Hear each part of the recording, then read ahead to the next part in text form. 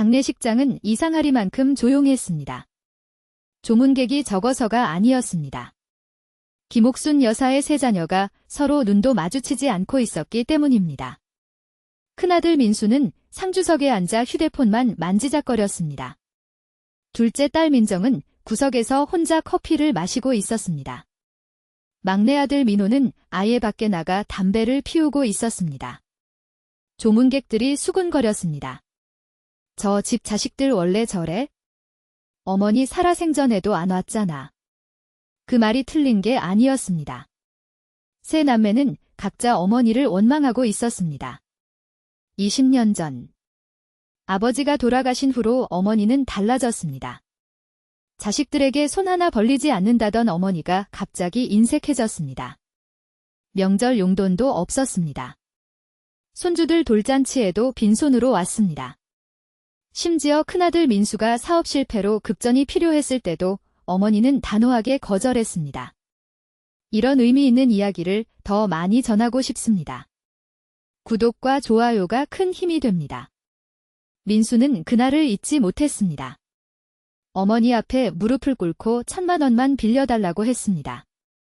어머니는 찻잔을 내려놓으며 말했습니다. 없다. 나 가진 거 없어. 민수는 알고 있었습니다. 어머니가 30년 넘게 같은 회사에서 일했다는 것을. 퇴직금만 해도 상당할 거라는 것을. 그런데 왜 자식에게 저러는 걸까? 민수는 그날 어머니 집을 나서며 다시는 오지 않겠다고 다짐했습니다. 둘째 민정도 마찬가지였습니다. 딸인 자신에게도 어머니는 야박했습니다. 민정이 이혼 후 힘들어할 때 어머니는 전화 한 통 하지 않았습니다. 민정이 먼저 연락하면 짧게 응. 그래만 반복했습니다. 민정은 생각했습니다. 어머니는 나를 사랑하지 않는구나. 막내 민호는 더했습니다. 어머니에게 빌부터 살던 막내가 갑자기 용돈이 끊기자 생활이 막막했습니다. 민호는 어머니를 원망하다가 결국 연락을 끊었습니다. 5년째 어머니 얼굴을 보지 않았습니다. 장례식장에서 세 남매가 모인 것은 어머니의 부고를 받고 나서였습니다. 민수가 먼저 입을 열었습니다. 유품 정리해야지. 뭐 남긴 거 있으려나. 민정이 코웃음을 쳤습니다. 평생 안 쓰고 안 먹고 모았으니까 뭐라도 있겠지? 민호가 담배를 비벼 끄며 말했습니다. 나 급해. 빨리 정리하고 나눠. 세 남매의 눈빛에는 슬픔 대신 기대가 어려 있었습니다. 어머니가 그토록 아꼈던 돈. 이제는 자신들 차지가 될 거라고 생각했습니다. 장례를 치르는 3일 동안 세 남매는 어머니 영정 앞에서 한 번도 울지 않았습니다. 장례가 끝난 다음 날, 세 남매는 어머니의 집을 찾았습니다. 열쇠를 들고 문을 여는 순간, 민수가 멈칫했습니다. 여기가 어머니 집 맞아? 원룸이었습니다. 20평도 안 되는 작은 방에 침대 하나, 책상 하나, 작은 냉장고가 전부였습니다.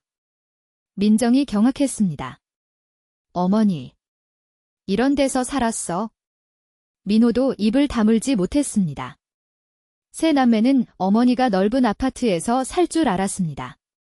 그 많던 돈을 어디에 썼길래 이런 곳에서 산 걸까? 민수가 서랍을 뒤졌습니다. 통장 찾아봐. 분명 어딘가 있을 거야. 민정이 옷장을 열었습니다. 옷이 몇 벌 없었습니다. 전부 10년은 된 낡은 것들이었습니다. 민호가 책상 서랍을 열다가 뭔가를 발견했습니다. 형. 누나. 이것 좀 봐. 그의 손에는 낡은 가죽 노트가 들려 있었습니다.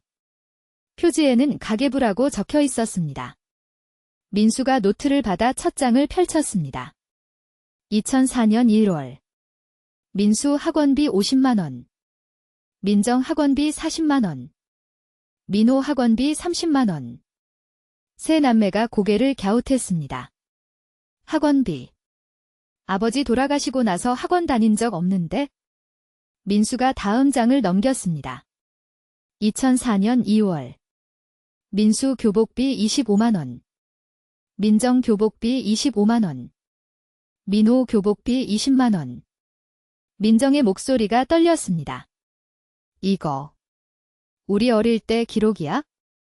민호가 한참을 들여다보다가 말했습니다. 아니, 이건 우리 자식들 기록 같은데? 세 남매가 동시에 눈을 크게 떴습니다. 민수가 급하게 페이지를 넘겼습니다. 2005년 3월. 민수 아들 초등학교 입학 축하금 100만원. 계좌이체 완료. 민수의 손이 떨렸습니다. 뭐야? 이게. 민정이 다른 페이지를 찾았습니다. 2008년 4월. 민정 딸 대학 등록금 300만원. 계좌이체 완료. 민정의 얼굴이 창백해졌습니다. 말도 안 돼? 나 어머니한테 한 푼도 안 받았는데? 민호가 가계부를 빼앗아 뒤적였습니다. 2020년 5월. 민호 아들 유치원비 60만원. 계좌이체 완료. 민호가 소리쳤습니다. 이게 뭔 소리야? 나 어머니가 돈 준 적 없어. 세 남매는 서로의 얼굴을 바라봤습니다. 가계부에는 20년치 기록이 빼곡했습니다. 자녀들과 손주들의 학비, 용돈, 경조사비, 의료비, 매달 꼬박꼬박 이체된 금액들. 그런데 세 남매 중 누구도 그 돈을 받은 적이 없었습니다. 민수가 가계부의 마지막 페이지를 펼쳤습니다. 거기에는 은행 계좌번호들이 적혀 있었습니다. 민수 명의, 민정 명의, 민호 명의. 하지만 세 남매 중 누구도 그 계좌를 알지 못했습니다. 다음 날 아침. 세 남매는 은행을 찾았습니다. 가계부에 적힌 계좌번호를 확인하기 위해서였습니다. 은행 직원이 서류를 확인하더니 고개를 끄덕였습니다. 네. 이 계좌들 확인됩니다. 모두 고객님들 명의의 적금 계좌네요. 민수가 물었습니다. 제 명의요. 제가 만든 적 없는데요. 직원이 모니터를 들여다봤습니다. 2004년에 개설되었네요. 개설자는 김옥순 님이시고 수익자가 고객님으로 되어 있습니다. 민정이 급하게 물었습니다. 잔액이 얼마나 있어요? 직원이 숫자를 읽어주는 순간 세 남매는 숨이 멎는 것 같았습니다. 민수님 명의 계좌는 1억 2천만 원입니다. 민정님 명의 계좌는 9,800만 원입니다. 민호님 명의 계좌는 8,500만 원입니다. 세 남매가 동시에 의자에서 일어섰습니다. 민수가 더듬거렸습니다. 1억이요. 직원이 서류를 넘기며 말했습니다. 네. 20년간 매달 꾸준히 적금을 넣으셨네요. 이자까지 합쳐서 이 금액입니다. 민정의 눈에서 눈물이 흘러내렸습니다. 어머니가 이걸 다 직원이 덧붙였습니다. 아, 그리고 손주분들 명의로도 각각 계좌가 있습니다. 총 6개입니다. 민호가 벽에 등을 기댔습니다. 다리에 힘이 풀린 것 같았습니다. 어머니는 20년 동안 자신의 월급 대부분을 자녀들과 손주들 계좌에 넣고 있었습니다. 본인은 작은 원룸에서 낡은 옷을 입고 살면서 민수가 직원에게 물었습니다. 어머니, 본인 명의 계좌는요? 직원이 확인하더니 말했습니다. 김옥순님 명의 계좌 잔액은 52만 원입니다. 세 남매의 눈이 동그래졌습니다. 고작 52만 원. 민정이 주저앉으며 울었습니다. 어머니, 왜 그랬어? 왜 우리한테 말을 안 했어? 민호도 눈물을 참지 못했습니다. 나 어머니 원망했어. 돈 안 준다고 연락도 끊었어. 민수가 가계부를 다시 펼쳤습니다. 마지막 페이지에 어머니의 메모가 있었습니다. 자식들에게 직접 주면 다 써버릴까봐. 나중에 정말 필요할 때 쓰라고. 그때까지 몰래 모아두려고 했어? 미안하다. 얘들아. 엄마가 야박해 보여서. 세 남매는 은행 로비에서 한참을 울었습니다. 20년 전 아버지 장례식장. 옥수는 빈소를 홀로 지키고 있었습니다. 자녀들은 모두 힘들다며 집에 가고 없었습니다. 옥순의 손에는 남편의 유서가 들려 있었습니다. 당신, 미안해. 사업한다고 돈 다 날렸어. 보험금도 없어. 당신이 아이들 챙겨. 옥수는 그 편지를 100번도 넘게 읽었습니다. 남편은 빚만 남기고 떠났습니다. 집도 팔아야 했습니다. 옥순에게 남은 것은 세 자녀와 매달 150만 원의 월급뿐이었습니다. 그날 밤, 옥순은 결심했습니다. 아이들 몰래 돈을 모으자. 나중에 아이들이 정말 힘들 때, 그때 한꺼번에 주자. 옥순은 다음 날부터 생활비를 극도로 줄이기 시작했습니다. 점심을 굶었습니다. 버스비를 아끼려고 1시간을 걸어 출근했습니다. 옷은 10년째 같은 것을 입었습니다. 그렇게 아낀 돈을 아이들 이름으로 된 계좌에 넣었습니다. 처음에는 작은 금액이었습니다. 하지만 옥수는 포기하지 않았습니다. 명절에 자녀들이 왔습니다. 옥수는 그들에게 용돈을 주지 않았습니다. 대신 집에 돌아가면 계좌에 돈이 쌓여 있을 거라고 마음속으로 생각했습니다. 하지만 그 비밀은 지켜져야 했습니다. 손주가 태어났습니다. 옥수는 손주들 명의로도 계좌를 만들었습니다. 매달 조금씩, 정말 조금씩 돈을 넣었습니다. 민수가 사업 자금이 필요하다고 왔을 때 옥순의 마음은 찢어지는 것 같았습니다. 하지만 옥순은 거절했습니다. 지금 주면 다 날릴 거야. 나중에 이자까지 붙어서 더 큰 돈이 될 거야. 조금만 참자. 민수가 돌아서며 내뱉은 말이 옥순의 가슴에 모처럼 박혔습니다. 어머니는 날 사랑한 적 없지? 돈밖에 모르는 사람이야. 옥순은 아무 말도 하지 못했습니다. 변명하면 비밀이 탈로 날 것 같았습니다. 그냥 견뎠습니다. 민정이 이혼했을 때도 옥순은 전화하지 않았습니다. 전화하면 울 것 같았습니다. 울면 다 말해버릴 것 같았습니다. 그래서 참았습니다. 짧은 답장만 보냈습니다. 민정의 마음이 얼마나 아팠을지 옥순도 알고 있었습니다. 하지만 말할 수 없었습니다. 민호가 연락을 끊었을 때 옥순은 매일 밤 민호의 계좌에 돈을 넣으며 울었습니다. 언젠가는 알게 될 거야. 그때까지만 참자. 20년. 옥순은 20년을 참았습니다. 야박한 어머니, 인색한 어머니, 자식을 사랑하지 않는 어머니, 그 오명을 20년간 묵묵히 견뎠습니다. 일주일 전, 옥순은 병원에 입원했습니다. 의사가 말했습니다. 보호자분 연락처 알려주세요. 옥순은 고개를 저었습니다. 괜찮아요. 연락 안 해도 돼요? 의사가 난처해했습니다. 하지만요. 상태가. 옥순이 미소 지었습니다. 알아요. 그래도 괜찮아요. 병실은 고요했습니다. 면회 오는 사람이 없었습니다. 옥순은 그것을 당연하게 받아들였습니다. 자신이 선택한 길이었습니다. 자녀들의 원망을 감수하고 외로움을 견디며 오직 그들의 미래만을 위해 살았습니다. 옥순은 침대에 누워 천장을 바라봤습니다. 후회는 없었습니다. 다만 한 가지 걱정이 있었습니다. 내가 죽으면 아이들이 그 돈을 찾을 수 있을까? 옥순은 간호사를 불렀습니다. 저기, 부탁 좀 드릴게요. 집에 가계부가 있어요. 책상 서랍 첫 번째 칸에요.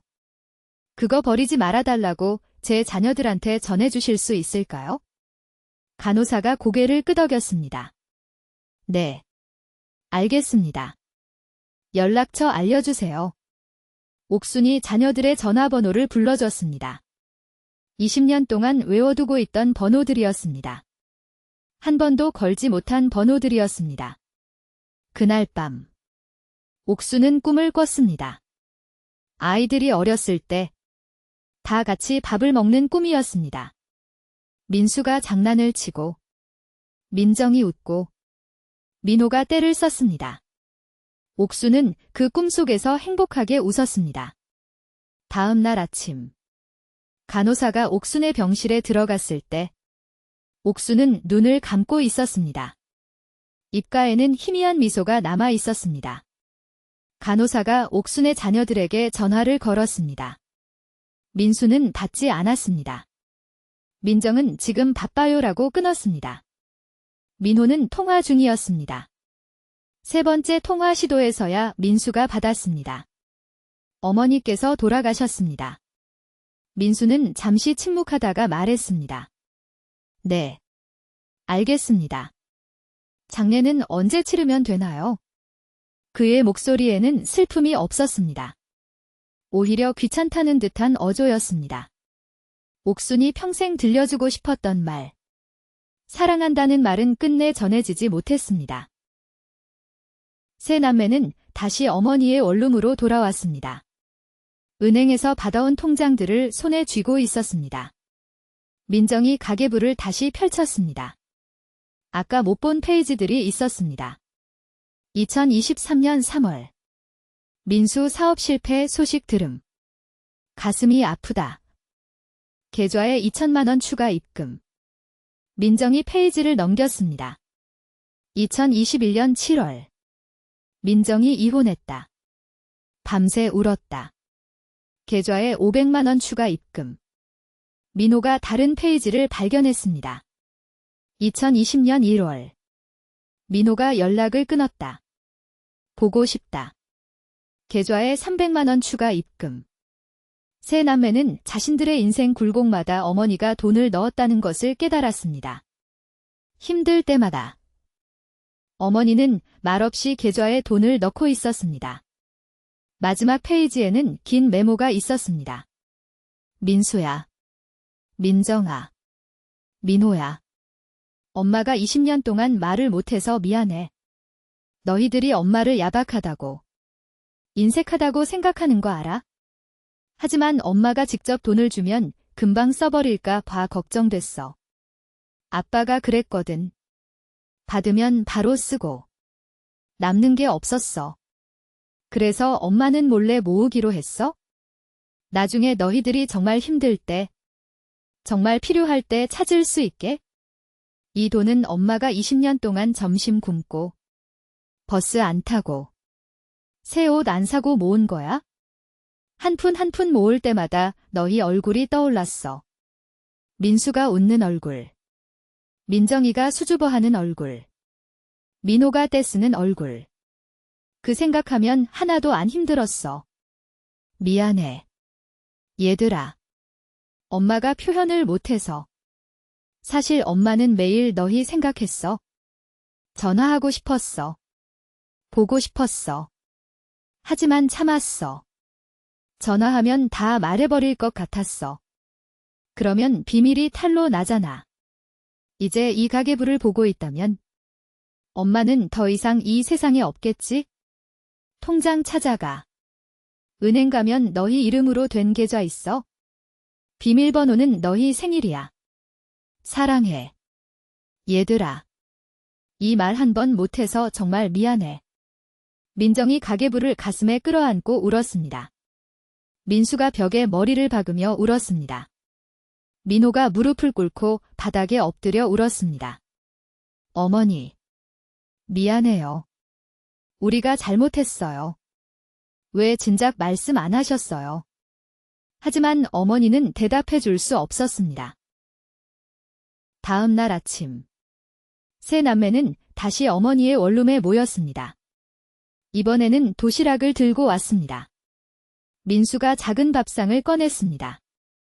어머니가 쓰던 밥상이었습니다. 민정이 반찬통을 열었습니다. 어머니가 좋아하던 깍두기와 계란말이였습니다. 민호가 밥그릇 3개를 놓았습니다. 하나는 어머니 목이었습니다. 세 남매가 작은 밥상 앞에 둘러앉았습니다. 아무도 말이 없었습니다. 민수가 먼저 젓가락을 들었습니다. 어머니. 같이 먹어요?